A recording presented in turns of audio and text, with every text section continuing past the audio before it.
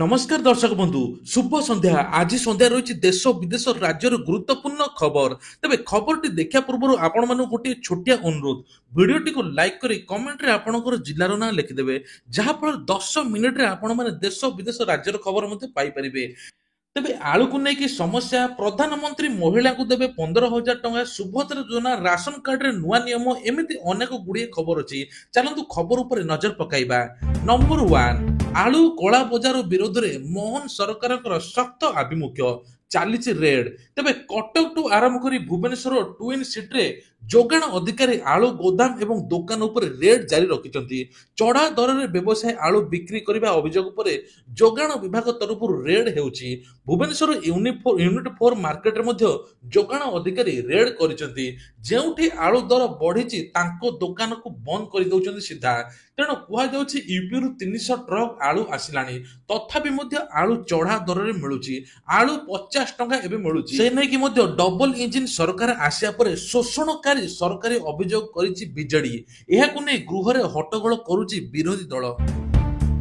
ଗରିବମାନଙ୍କ ରାସନ, ସରକାର ନେଲେ ବଡ଼ ପଦକ୍ଷେପ। ଭାରତ ସରକାର ଦେଶର ଲୋକମାନଙ୍କ ପାଇଁ ଅନେକ ଯୋଜନାକୁ କାର୍ଯ୍ୟକାରୀ କରି ଚଳାଉଛନ୍ତି।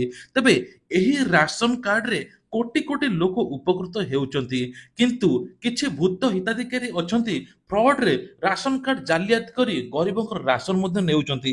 ଆଉ ଯୋଉ ଗରିବ ରାସନ ପାଉନାହିଁ ତାଙ୍କ ରାସନ ଖାତାରେ ଚଢା ଯାଉଛି ଯେ ସେମାନେ ପାଇଛନ୍ତି, କିନ୍ତୁ ଏହା ଏବେ ହେବ ନାହିଁ। ପ୍ରକୃତରେ ଯେତେବେଳେ ରାସନ ଆସିବ ତା ପୂର୍ବରୁ ଗ୍ରାମ ମାନଙ୍କରେ ଘୋଷଣା କରାଯିବ। ରାସନ କାର୍ଡ ବଣ୍ଟନ ପୂର୍ବରୁ ପ୍ରତିଟି ଗ୍ରାମ ବା ସହରରେ ଘୋଷଣା କରିବେ ସରକାର, ଯାହାଦ୍ୱାରା ଯେତିକି ମଧ୍ୟ ରାସନ କାର୍ଡ ଧାରକ ଅଛନ୍ତି ସେମାନେ ରାସନ ନେବା ପାଇଁ ଆସିପାରିବେ।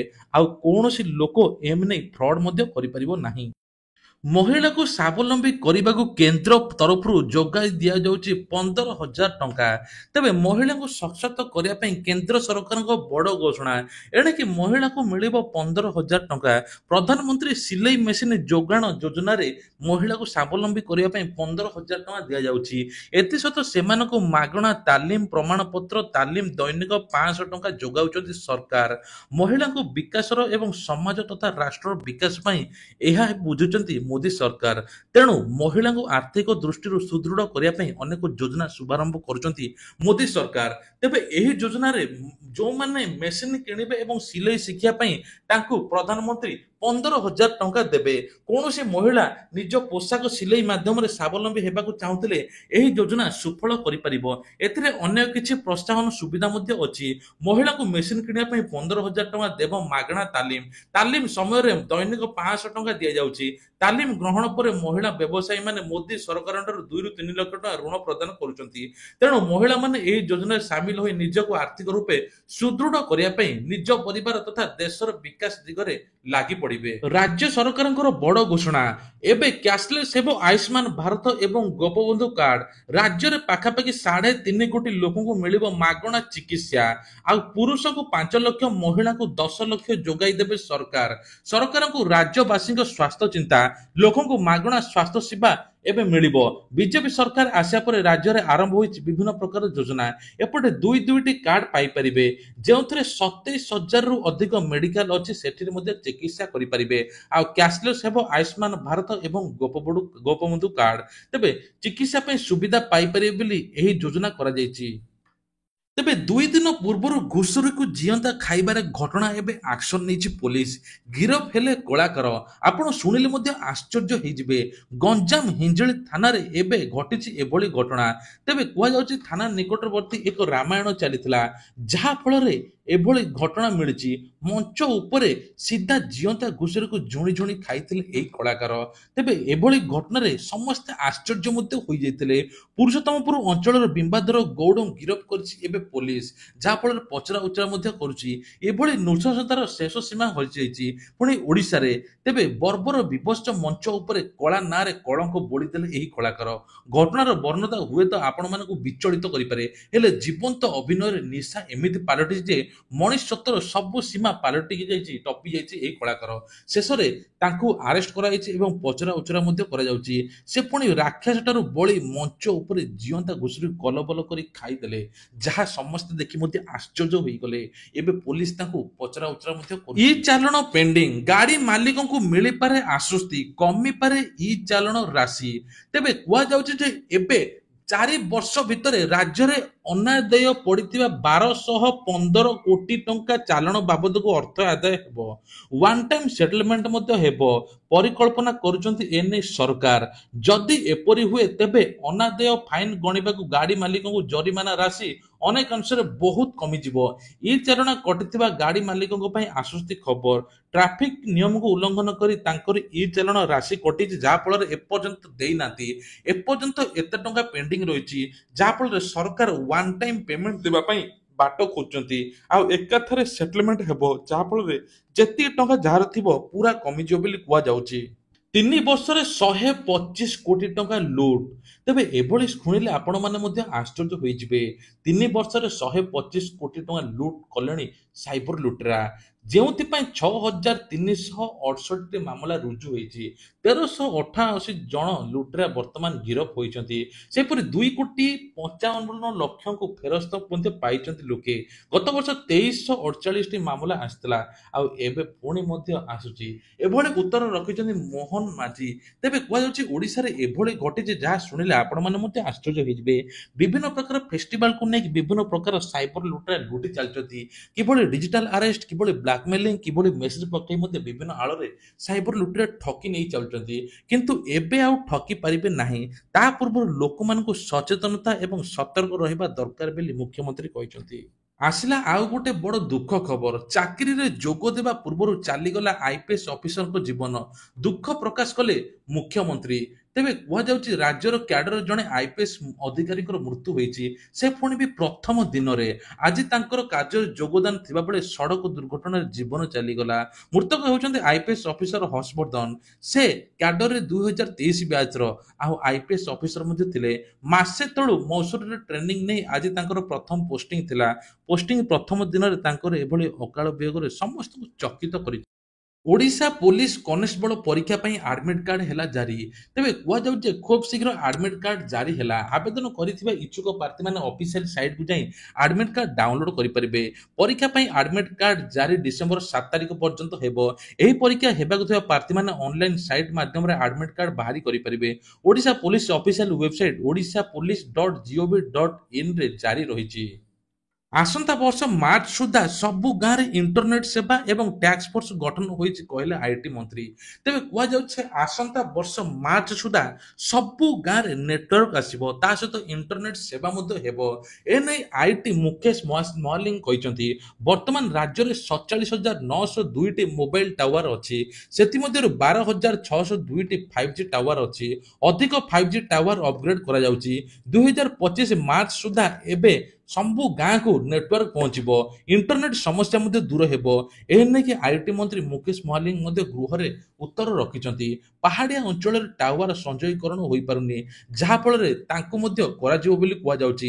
ଆଉ ସବୁ ଗାଁରେ ଇଣ୍ଟରନେଟ ସେବା ଏବଂ ନେଟୱାର୍କ ଆସିବ ମାର୍ଚ୍ଚ ମାସ ସୁଦ୍ଧା। ବାତ୍ୟା ଫେଙ୍ଗାଲ ପ୍ରଭାବରେ 3 ମୃତ। ତାମିଲନାଡୁ ଓ ପୁଡୁଚେରୀରେ ଆଜି ବି ପ୍ରବଳ ବର୍ଷୁଛି। ତେବେ ବଙ୍ଗୋପସାଗର ସ୍ପଷ୍ଟ। ବାତ୍ୟା ଫେଙ୍ଗାଲ ଶନିବାର ଦିନ ରାତିରେ ପୁଡୁଚେରୀ ଉପକୂଳ ଅତିକ୍ରମ କରିବା ସହିତ ଦୁର୍ବଳ ହୋଇଯାଇଛି। ବାତ୍ୟା ପ୍ରଭାବରେ 90 କିଲୋମିଟର ବେଗରେ ପବନ ବହିବା ସହିତ ପ୍ରବଳ ବର୍ଷା ହୋଇଛି। ଆଜି ମଧ୍ୟ ପ୍ରବଳ ବର୍ଷା ହେଉଛି। ଏ ନେଇକି 3 ଜଣଙ୍କର ମଧ୍ୟ ମୃତ୍ୟୁ ହୋଇଯାଇଛି। ତେବେ ବାତ୍ୟା ପରେ କୁହାଯାଉଛି ଏବେ ବନ୍ୟା ଆସିବ। ଏଥିପାଇଁ ତାମିଲନାଡୁ ପୁଡୁଚେରୀର ବିଭିନ୍ନ ଜିଲ୍ଲାରେ ସ୍କୁଲ କଲେଜକୁ ଛୁଟି ଘୋଷଣା କରାଯାଇଛି। ରେଳ ଚଳାଚଳ ମଧ୍ୟ ବାଧାପ୍ରାପ୍ତ ହେଉଛି। ଆଉ ବନ୍ୟା ଏବେ ତଳିଆ ଅଞ୍ଚଳକୁ ସୃଷ୍ଟି ହେଉଛି। ଆହୁରି 3 ଦିନିଆ ମେଘୁଆ ପାଗ, 5ରେ ଏକ ଘୂର୍ଣ୍ଣିବଳୟ। ତେବେ କୁହାଯାଉଛି ତାମିଲନାଡୁ ବାତ୍ୟା ଫେଙ୍ଗାଲ ପ୍ରଭାବରେ ଏବେ ରାଜ୍ୟରେ ମେଘୁଆ ପାଗ ରହିଛି। ଏହା ସହିତ ଶୀତ ମଧ୍ୟ କମିଛି। ଆସନ୍ତା 4 ତାରିଖ ଯାଏଁ ମେଘୁଆ ପାଗ ରହିବ ବୋଲି ଭୁବନେଶ୍ୱର ଆଞ୍ଚଳିକ ପାଣିପାଗ ବିଜ୍ଞାନ ପୂର୍ବାନୁମାନ କରିଛି।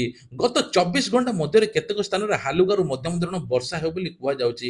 ମୟୂରଭଞ୍ଜ, ସୁନ୍ଦରଗଡ଼, ସମ୍ବଲପୁର, ଝାରସୁଗୁଡ଼ା ଜିଲ୍ଲାରେ ବର୍ଷା ହେବ ବୋଲି କୁହାଯାଉଛି। ଆଜି କଳାହାଣ୍ଡି, କନ୍ଧମାଳ, ନବରଙ୍ଗପୁର, ରାୟଗଡ଼ା, ମାଲକାନଗିରି, କୋରାପୁଟ, ସୁନ୍ଦରଗଡ଼, ଝାରସୁଗୁଡ଼ା, କେଉଁଝର ଏବଂ ଦକ୍ଷିଣ ଉପକୂଳ ଓଡ଼ିଶାରେ ଗୋଟିଏ ଦୁଇଟି ସ୍ଥାନରେ ପ୍ରବଳରୁ ଅତି ପ୍ରବଳ ବର୍ଷା ହେବ ବୋଲି କୁହାଯାଉଛି। ରାଷ୍ଟ୍ରପତିଙ୍କ ଶ୍ରୀମନ୍ଦିରରେ ମହାପ୍ରଭୁଙ୍କ ଦର୍ଶନ କାର୍ଯ୍ୟକ୍ରମ ଚୂଡ଼ାନ୍ତ। ତେବେ ଶ୍ରୀମନ୍ଦିର ଶ୍ରୀଜୀଉଙ୍କୁ ଦର୍ଶନ କରିବା ପାଇଁ କାର୍ଯ୍ୟକ୍ରମକୁ ନେଇ ଆସନ୍ତା 4 ତାରିଖରେ ରାଷ୍ଟ୍ରପତି ନୀତି ନିର୍ଘଣ୍ଟ ଚିଠା ପ୍ରସ୍ତୁତ ହୋଇଛି।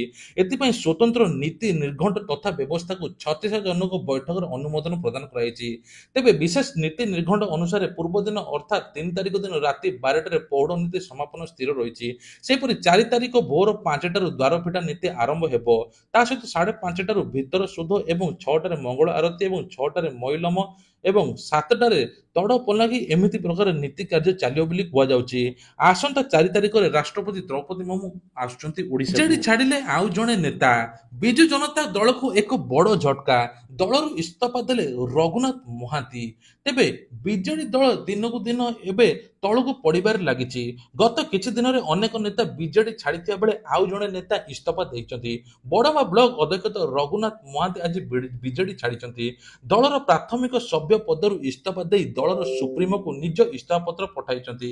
ତେବେ ଏହାପରେ କେଉଁ ଦଳରେ ସାମିଲ ହେବେ ସେ ନେଇ ସ୍ୱାଧୀନ ରହିବେ କି ନାହିଁ କୌଣସି ସ୍ପଷ୍ଟ ହୋଇନାହିଁ। କିନ୍ତୁ ଇସ୍ତଫା ବେଳେ କହିଛନ୍ତି ଯେ ଲୋକଙ୍କୁ ସେବା କରିବେ ଆଉ ଅଞ୍ଚଳର ବିକାଶ ପାଇଁ କାମ କରିବାକୁ ଚେଷ୍ଟା ଜାରି କରିବେ ବୋଲି କୁହାଯାଇଛି। ଇସ୍ତଫା ଦେବା ପୂର୍ବରୁ ବଡ଼ମା ବ୍ଲକ ଅଧ୍ୟକ୍ଷ ପଦରେ ରହିଥିଲେ ବୋଲି କୁହାଯାଉଛି। ହଷ୍ଟେଲ ଛାଡ଼ି 8 କିଲୋମିଟର ଚାଲି ପକାଇଲେ 5 ଛାତ୍ର। ଛାତ୍ରାବାସରେ ପିଅନଙ୍କ ନିର୍ଯାତନା ଅଭିଯୋଗ। ତେବେ ଏଭଳି ଘଟିଛି ଆପଣମାନେ ଶୁଣିଲେ ମଧ୍ୟ ଆଶ୍ଚର୍ଯ୍ୟ ହେବେ। ନବରଙ୍ଗପୁର ବ୍ଲକ ତାରାଙ୍ଗା ନୋଡାଲ ସରକାରୀ ଉଚ୍ଚ ବିଦ୍ୟାଳୟ ହଷ୍ଟେଲରୁ ଏଭଳି ଅଭିଯୋଗ ହୋଇଛି। ହଷ୍ଟେଲ ପିଅନଙ୍କ ଗାଳି ଗୁଳଜ ଦୁର୍ବ୍ୟବହାରକୁ ଅତିଷ୍ଠ ହୋଇଯାଇଥିଲେ ଛାତ୍ର। ଘରକୁ ରାସ୍ତା ଜଣା ନଥିଲେ ବି 8 କିଲୋମିଟର ଚାଲି ଚାଲି ଯାଇଥିଲେ। ଭୁଲ ରାସ୍ତାରେ ଯାଇ ପାପଡ଼ାହାଣ୍ଡି ବ୍ଲକ ଚିଙ୍ଗଡସର ରାସ୍ତା ନିକଟରେ ପହଞ୍ଚିଥିଲେ। ସେଠାରେ ଗ୍ରାମବାସୀ ଦେଖି ପୋଲିସ ବିଦ୍ୟାଳୟକୁ ଖବର ଦେଇଥିଲେ। ପରେ ଘଟଣାସ୍ଥଳରେ ପହଞ୍ଚି ପିଲାଙ୍କୁ ଉଦ୍ଧାର କରିଥିଲେ ଶିକ୍ଷୟିତ୍ରୀ। ଏହାପରେ ଅଭିଭାବକଙ୍କୁ ହସ୍ତାନ୍ତର କରାଯାଇଛି। ବିଦ୍ୟାଳୟର ପିଅନ ସବୁଦିନ ପିଲାଙ୍କୁ ଗାଳି ଗୁଳଜ କରୁଥିବା ଅଭିଯୋଗ ମଧ୍ୟ ହୋଇଛି। ପୁଷ୍ପା 2 ରିଲିଜ ପୂର୍ବରୁ ଓପନିଂ ଡେରେ ରୋଜଗାର କଲା 30 କୋଟି। ରଚିବାକୁ ଯାଉଛି ଇତିହାସ। ଅଲ୍ଲୁ ଅର୍ଜୁନ ରଶ୍ମିକା ମନ୍ଦାନଙ୍କୁ ଯୋଡ଼ି ପୁଣି ଥରେ ଧମାଲ କରିବାକୁ ଯାଉଛି। ପୁଷ୍ପା 2 ରିଲିଜ ହେବା ସମ୍ପୂର୍ଣ୍ଣ ପ୍ରସ୍ତୁତି ହୋଇଛି। ଏହି ଫିଲ୍ମ 5 ଡିସେମ୍ବର ରିଲିଜ ହେବା ପାଇଁ ଯାଉଛି। ଫିଲ୍ମର ଆଡଭାନ୍ସ ବୁକିଂ ଆରମ୍ଭ ହୋଇସାରିଛି। ଆଡଭାନ୍ସ ବୁକିଂ ବକ୍ସ ଅଫିସରେ ଧମାଲ ସୃଷ୍ଟି କରିଛି। ପୁଷ୍ପା 2 ରିଲିଜ ହେବାର ବର୍ତ୍ତମାନ ବାକି ରହିଛି ଆଉ 2-3 ଦିନ। ତେବେ ରିଲିଜ ପୂର୍ବରୁ ଭଲ କଲେକ୍ସନ କରିସାରିଛି। ଏହି ଫିଲ୍ମ ବକ୍ସ ଅଫିସରେ ରେକର୍ଡ କରିଥିବା ସୃଷ୍ଟି କରିବ ବୋଲି କୁହାଯାଉଛି। ଫିଲ୍ମରେ ଓପନିଂ ଡେରେ 30 କୋଟି ଟଙ୍କାର କଲେକ୍ସନ ହୋଇସାରିଛି। ଏବେ ରିଲିଜ ସମୟ ହେବା ପରେ ଏତେ କଲେକ୍ସନ ଯାହା ପ୍ରଥମ ଇତିହାସ ବୋଲି କୁହାଯିବ। ଫୁଟବଲ ମ୍ୟାଚରେ ଫ୍ରାନ୍ସ ମଧ୍ୟରେ ବଡ଼ ଧରଣ ଯୁଦ୍ଧ। 100 ଜଣଙ୍କର ଚାଲିଗଲା ପ୍ରାଣ। ଗିନିରେ ରବିବାର ଦିନ ଫୁଟବଲ ମ୍ୟାଚରେ ବଡ଼ ଧରଣର କାଣ୍ଡ ହୋଇଥିବା ଘଟଣା ସାମ୍ନାକୁ ଆସିଛି। ଏଠାରେ ଫୁଟବଲ ମ୍ୟାଚ ଦେଖିବାକୁ ଥିବା ଦର୍ଶକଙ୍କ ମଧ୍ୟରେ ବଡ଼ ଧରଣ ଝଟକା ହୋଇଥିଲା। ତେବେ ଏହି ଝଗଡ଼ା ପରିଣାମ ଏତେ ବଢ଼ିଯାଇଥିଲା 100 ଜଣଙ୍କର ମୃତ୍ୟୁ ଘଟିଛି। ଡାକ୍ତରଙ୍କ କହିବା ଅନୁଯାୟୀ ହସ୍ପିଟାଲରେ ସବୁମାନଙ୍କର ଲମ୍ବା ଲାଇନ ଦେଖିବାକୁ ମିଳିଛି। ଏହି ସହିତ ହସ୍ପିଟାଲ ଚଟାଣରେ 100 ଜଣଙ୍କ ମୃତଦେହ ମଧ୍ୟ ପଡ଼ିଛି। ରିପୋର୍ଟ ମୁତାବକ 100 ଜଣଙ୍କ ମୃତ୍ୟୁ ଘଟିଛି। କାଜୁଆଲିଟିରେ ଆହତ ମଧ୍ୟ ଚିକିତ୍ସା କରାଯାଉଛି। ଏଥିସହିତ ମେଡିକାଲ ରିପୋର୍ଟ ଅନୁଯାୟୀ ଏଥିରେ ଡଜନରୁ ଅଧିକ ଲୋକଙ୍କର ମୃତ୍ୟୁ ହୋଇଛି। ତେବେ ଫ୍ରାନ୍ସଙ୍କ ମଧ୍ୟରେ ଯୁଦ୍ଧ ଲାଗିବାର ଭିଡିଓ ସାମ୍ନାକୁ ଆସିଛି। ଫୁଟବଲ ପଡ଼ିଆରେ ଶତାଧିକ ଲୋକେ ଏତେ ପରିମାଣରେ ଦୌଡ଼ିବାକୁ ଦେଖିବାକୁ ମିଳିଥିଲା। ଜଣେ ପ୍ରତ୍ୟକ୍ଷଦର୍ଶୀ କହିଛନ୍ତି ମ୍ୟାଚରେ ରେଫରିଙ୍କ ଦ୍ୱାରା ବିବାଦୀୟ ନିଷ୍ପତ୍ତି ଯୋଗୁଁ ଯୁଦ୍ଧ ଆରମ୍ଭ ହୋଇଥିଲା। ଯାହାଫଳରେ ପ୍ରଶଂସକମାନେ ପିଚ୍ ଉପରକୁ ଆକ୍ରମଣ କରିଥିଲେ ଆଉ ହଠାତ୍ ଦୌଡ଼ିକି ପଳାଇଥିଲେ। ଆଉ ସେଇଠି ମଧ୍ୟ ଚପାଚପି ହୋଇ 100 ଜଣଙ୍କର ମୃତ୍ୟୁ ହୋଇଛି। ଓଲା ସ୍କୁଟରରେ ବିକ୍ରି ଏବେ 33% କମିଲା, ଯାହା ଓଲା ଗ୍ରାହକଙ୍କୁ ଲାଗିଛି ବଡ଼ ଝଟକା। ତେବେ ଓଲା ଗ୍ରାହକ ଅସନ୍ତୋଷ ଏବଂ ଓଲା ସର୍ଭିସ ନ ଦେଇଥିବାରୁ ଏବେ ଓଲାର ଗାଡ଼ି ମାର୍କେଟରେ ଧୀରେ ଧୀରେ ଡାଉନ ହେବାରେ ଲାଗିଛି। ଏବେ ହୋଣ୍ଡାଠୁ ଆରମ୍ଭ କରି ଟିଭିଏସ୍ ବାଜାଜ ସବୁ ମାର୍କେଟରେ ଚାଲିଛି, କିନ୍ତୁ ଓଲା ସ୍କୁଟର ଆଉ ବିକ୍ରି ହେଉନାହିଁ, ଯାହାଫଳରେ 33% ହ୍ରାସ ପାଇଛି ବୋଲି କୁହାଯାଉଛି। ସୁଭଦ୍ରା ଯୋଜନା ଏବେ କଲେଜ ପିଲାଙ୍କୁ ମିଳିବ। ଯାହାର ବୟସ ମାର୍ଚ୍ଚ 7 ତାରିଖ ପୂର୍ବରୁ 21 ବର୍ଷ ହେବ ସେମାନେ ଆବେଦନ କରି ସୁଭଦ୍ରା ଯୋଜନା ପାଇପାରିବେ ବୋଲି ଉପମୁଖ୍ୟମନ୍ତ୍ରୀ ପ୍ରଭାତୀ ପରିଡ଼ା କହିଛନ୍ତି। ମାର୍ଚ୍ଚ 8ରେ ସୁଭଦ୍ରା ଯୋଜନାର ଦ୍ୱିତୀୟ କିସ୍ତି ଆସିବା ପାଇଁ ଯାଉଛି। ଏନେଇ ଉପମୁଖ୍ୟମନ୍ତ୍ରୀ ପ୍ରଭାତୀ ପରିଡ଼ା ଘୋଷଣା ମଧ୍ୟ କରିଛନ୍ତି।